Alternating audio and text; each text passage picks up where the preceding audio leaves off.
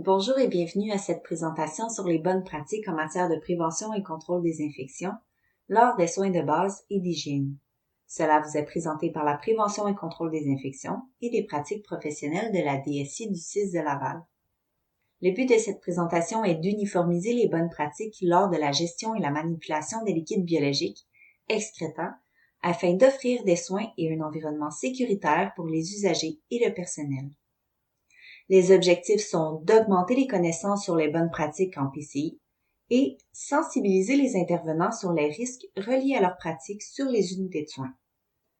Par la nature de leurs tâches et leur proximité avec les usagers, les travailleurs de la santé qui prodiguent des soins de base ont un rôle très important dans la prévention de la transmission des infections.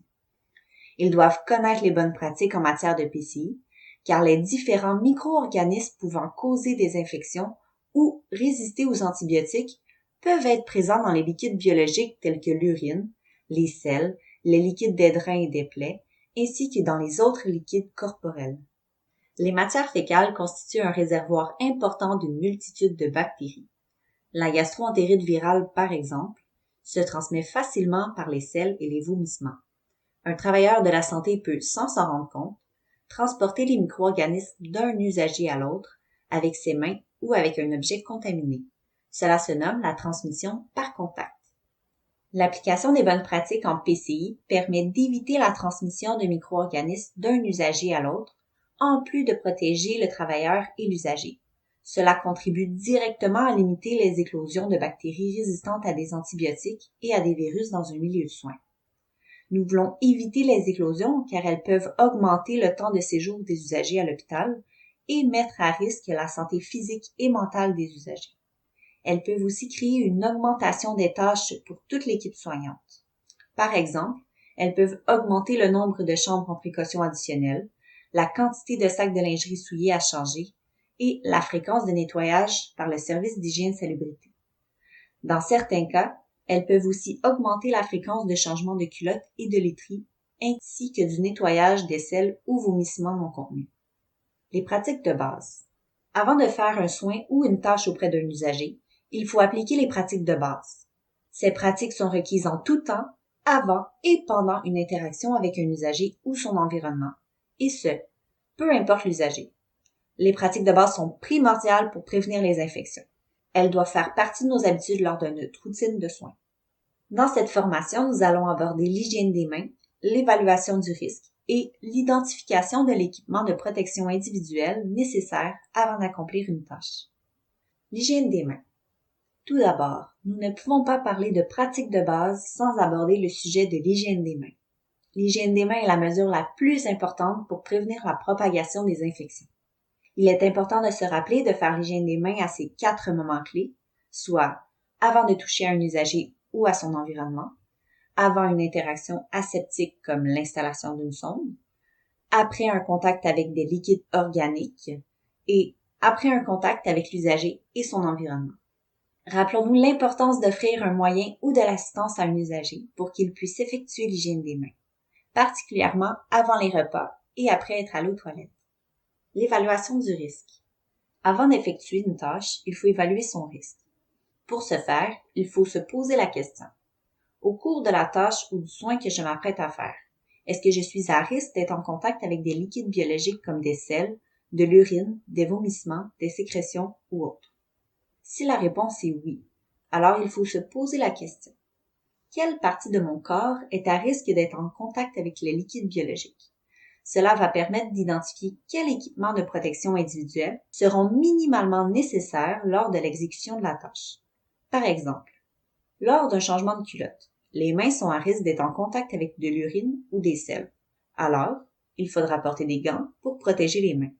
Par contre, si l'usager a des diarrhées non contenues dans sa culotte, il faudra porter des gants et une blouse de protection afin de protéger les mains et nos vêtements. Particularité pour les gants. À retenir, lorsque le port des gants est requis, il faut faire l'hygiène des mains avant le port des gants. Aussi, afin de s'assurer qu'ils soient propres, il faut les enfiler immédiatement avant la tâche qui les requiert. Cela signifie que, par exemple, il ne faut pas les mettre avant d'aller chercher du matériel au chariot de lingerie propre. Il faut seulement les enfiler au chevet ou à la porte de l'usager pour effectuer la tâche. Une fois la tâche terminée, il faut jeter les gants et refaire l'hygiène des mains. Rappelons-nous que les gants ne remplacent jamais l'hygiène des mains. Aussi, les gants doivent être changés après un risque de contact avec des liquides biologiques. Par exemple, après avoir retiré une culotte souillée, il faut retirer les gants, effectuer l'hygiène des mains, puis se protéger avec une autre paire de gants avant de vider le sac collecteur de la sonde urinaire. Les précautions additionnelles. Les précautions additionnelles s'ajoutent aux pratiques de base. Après avoir identifié son risque, il faut ensuite vérifier si l'usager a une condition particulière indiquée par une affiche. Cela pourrait exiger des équipements supplémentaires comme un masque, une protection oculaire ou autre. Pour ce faire, il faut repérer les affiches de précautions additionnelles à l'entrée de l'espace usagé et compléter l'équipement selon ce qui est indiqué sur l'affiche. Attention! Particularité pour le milieu hospitalier. À l'hôpital de la Cité de la Santé, certains espaces usagés pourraient être identifiés à l'aide de cette affiche intitulée « Utilisation de matériel à usage unique ». Cette affiche signifie que tous les liquides biologiques doivent être disposés à l'aide de matériel à usage unique jetable et que la toilette ne doit pas être utilisée. Un tableau avec les produits à utiliser selon les différents liquides biologiques est disponible sur les unités. Comment éviter la transmission d'infections lors des soins d'hygiène? Il faut tout d'abord se rappeler du principe de débuter en lavant les régions du corps les moins souillées vers les plus souillées. Donc, il faut commencer par le visage et le brossage des dents, puis poursuivre avec les autres parties du corps et terminer par les parties génitales. Attention, il faut laver la région génitale puis la région anale sans faire d'aller-retour. Le matériel utilisé pour un soin d'hygiène doit être dédié à l'usager s'il n'est pas jetable.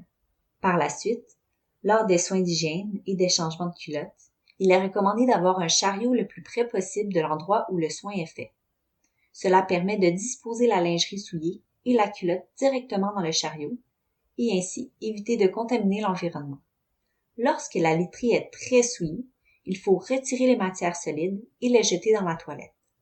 Si la culotte ou les déchets souillés d'excréta sont mis dans la poubelle de l'usager, il faut changer le sac à la fin du soin. La lingerie doit, quant à elle, être enroulée de manière à ce que la partie la plus souillée soit au centre, tout en évitant le contact avec l'uniforme. Puis le tout doit être mis directement dans le sac à lingerie souillée. La vidange du sac collecteur.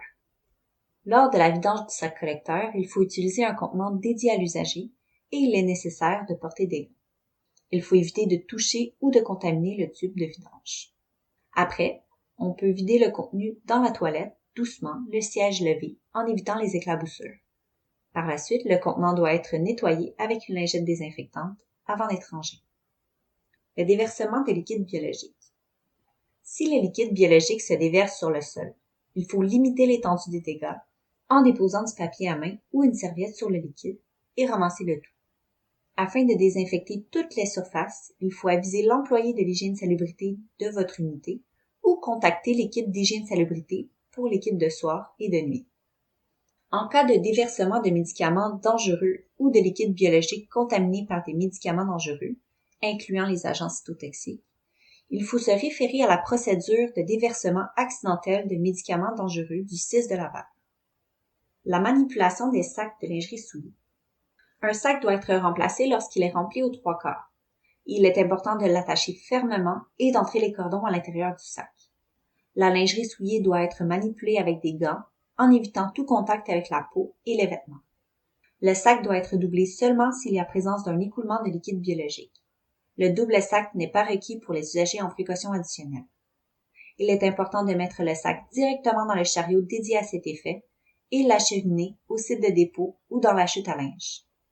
Finalement, avant de ranger le chariot de transport, il faut désinfecter le rebord à l'aide d'une lingette désinfectante. Erreurs courantes à éviter. Les erreurs courantes sont d'utiliser le même contenant pour plusieurs usagers ou encore de rincer un contenant souillé de liquide biologique dans le lavabo. Le fait de déposer des liquides biologiques ou de la lingerie souillée dans le lavabo, sur le sol, sur la table ou dans le lit de l'usager est également une mauvaise pratique. Il faut également éviter de déposer un sac de lingerie souillée directement sur le sol. Ces pratiques sont tous à risque de transmission d'infection car elles risquent de contaminer l'environnement utilisé par les usagers et les travailleurs. Dans le cas du lavabo, on risque aussi une contamination du lavabo et de la tuyauterie. Il est important de se rappeler que le lavabo des usagers doit seulement être utilisé pour l'hygiène personnelle des usagers. Afin de mieux réaliser les conséquences d'une acquisition de bactéries suite à des soins de santé, voici Madame Juliette, une dame de 76 ans, admise pour son diabète.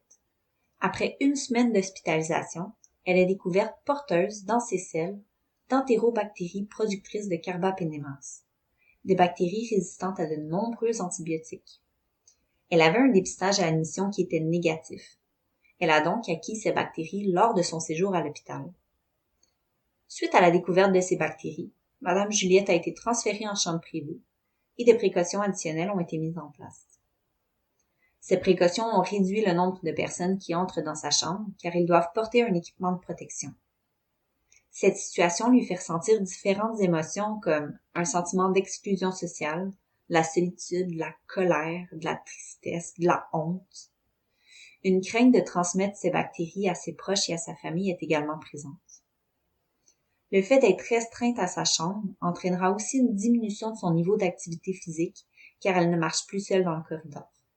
Son retour à domicile sera plus difficile ou retardé si un déconditionnement ou une faiblesse musculaire se développe. Il peut y avoir un risque d'infection sévère au niveau de son cathéter intraveineux ou de ses plaies. Cette infection sera difficile à traiter, étant donné la résistance à plusieurs antibiotiques.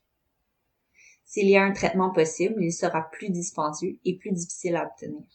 Cela prolongera la durée de son hospitalisation et lui fera même courir un risque de décès. Heureusement, dans cette situation, Madame Juliette n'en est pas décédée, mais un long suivi qui inclura des dépistages et des précautions additionnelles seront nécessaires, même lors de ses prochaines hospitalisations.